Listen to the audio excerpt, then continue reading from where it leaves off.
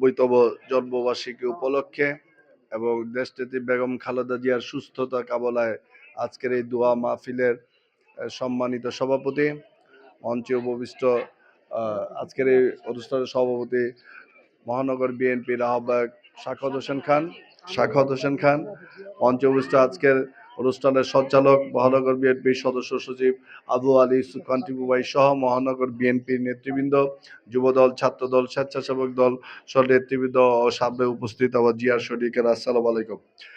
আসলে শহীদ রাষ্ট্রপতি জিয়াউর রহমানের জন্ম না হলে এবং তার সাহসিকতার কর্মকাণ্ড না ঘটলে হয়তো আজকে বাংলাদেশে পৃথিবীর মানচিত্রে একটি আলাদা রাষ্ট্র হিসেবে স্থান করে নিতে পারতো না বলেই মনে হয়। ওনার জীবনে থেকে আমাদের দলের প্রতিষ্ঠাতা ছিলেন উনি।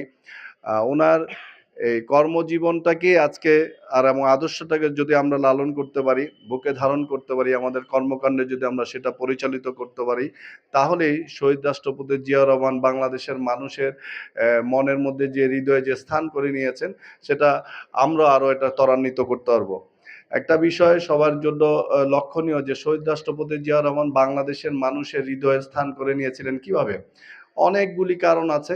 অনেকগুলি কারণের মধ্যে যে কারণটি আমার কাছে সবচেয়ে বেশি প্রতীয়মান হয়েছে, সেটা হলো উনি বাংলাদেশের রাজনীতিতে সততার সর্বোৎকৃষ্ট উদাহরণ হিসেবে নিজেকে তার কর্মকাণ্ডে প্রতিষ্ঠিত করে গেছেন।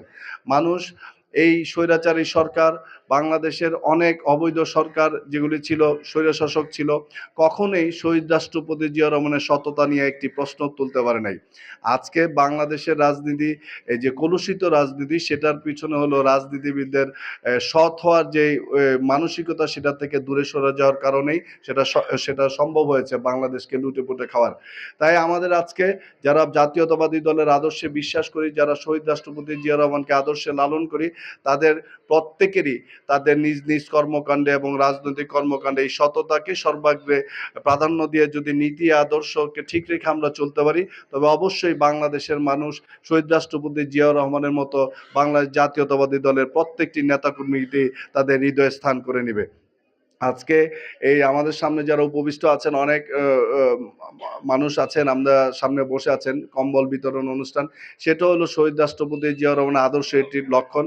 আমাদের নেতা জনাব ভারপ্রাপ্ত চেয়ারম্যান তারেক রহমান যেই স্লোগানটি সামনে এনেছেন, বাংলাদেশ সবার আগে বাংলাদেশ এবং বাংলাদেশের মানুষের প্রয়োজনে, যে কোনো প্রয়োজনে জাতীয়তাবাদী দলের প্রত্যেকটি নেতাকর্মী তাদের পাশে থাকবে, সেটারই একটি অংশবিশেষ আজকের এই অনুষ্ঠান। যাই হোক, মহানগর বিএনপি নেতৃবৃন্দ যারা আজকে এই অনুষ্ঠানটি আয়োজন করেছেন, তাদেরকে ব্যক্তিগতভাবে ধন্যবাদ জানাই। একটি কথা বলতে চাই, আমরা সবাই যারা রাজনৈতিক কর্মী, আমাদের সবার মধ্যে যাতে একটা আন্তরিকতার বন্ধন থাকে, কেউ যেন আমরা পাশাপাশি চেয়ারে বসেও আমরা গভীর ষড়যন্ত্রে লিপ্ত না হই। কারণ রাজনৈতিক যে উদারতা, যে শহীদ রাষ্ট্রপতি জিয়াউর রহমান স্ট্রেট ফরওয়ার্ড লোক ছিলেন, উনি যেটা বিশ্বাস করতেন সেটাই বলতেন এবং সেটাই তার কর্মকাণ্ডে প্রতিষ্ঠিত করতেন। কিন্তু আজকের রাজনীতি এমন হয়ে গেছে, মুখে একটা, অন্তরে একটা, কর্মকাণ্ডে আরেকটা।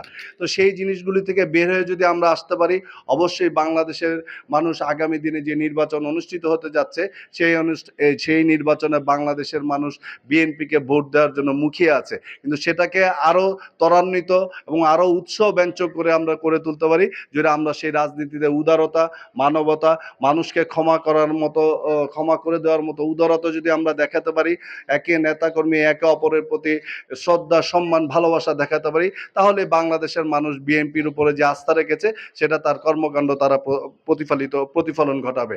সবাইকে ধন্যবাদ জানিয়ে আজকের মতো বিদায় নিলাম। সবাইকে ধন্যবাদ। বাংলাদেশ জিন্দাবাদ, বাংলাদেশ জাতীয়তাবাদী দল জিন্দাবাদ, শহীদ রাষ্ট্রপতি জিয়াউর রহমান অমর হোক, দেশনেত্রী বেগম খালেদা জিয়া জিন্দাবাদ, আমাদের অহংকার তারেক রহমান জিন্দাবাদ। সবাইকে ধন্যবাদ।